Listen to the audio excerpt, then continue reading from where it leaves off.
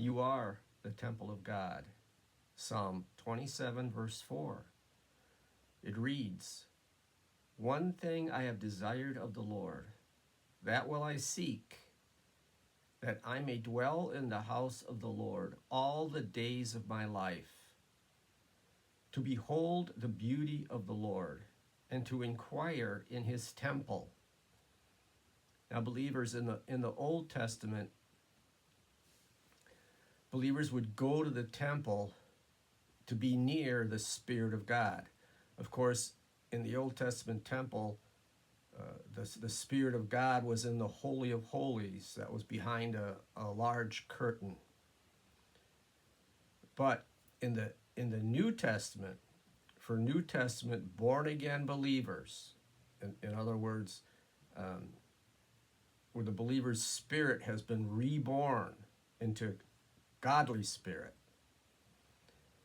those believers, Apostle Paul addresses in 1 Corinthians 3, verse 16 and 17, and it reads, "Do you not know that you are the temple of God, and that the Spirit of God dwells in you? If anyone defiles the temple of God, God will destroy him, for the temple of God is holy, which temple you are."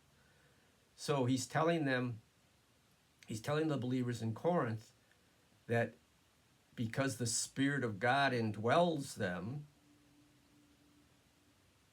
they're the temple of God, and that temple is holy. Okay, it's the same way in the Old Testament. The temple of God was a holy place.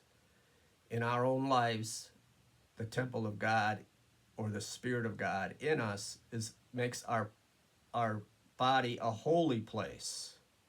Okay, and Apostle Paul goes as far as to say, if anyone defiles the temple of God, God will destroy him, because the temple of God is holy, which temple you are.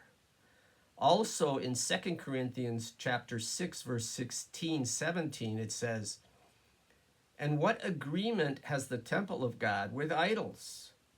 For you are the temple of the living God, as God has said." Now, this is what God said in Jeremiah 31.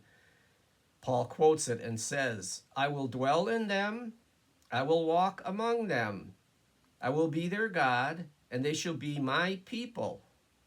Therefore, come out from among them, and be separate, says the Lord. Do not touch what is unclean, and I will receive you." So there again, in 2 Corinthians, Apostle Paul is reminding the believers that they are the temple of God. They are to be holy. Okay, they're not supposed to be, what he says, touch the unclean. All right?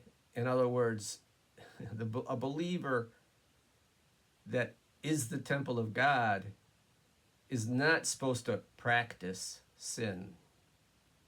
They're supposed to separate themselves from sin. That's all for now. Good day.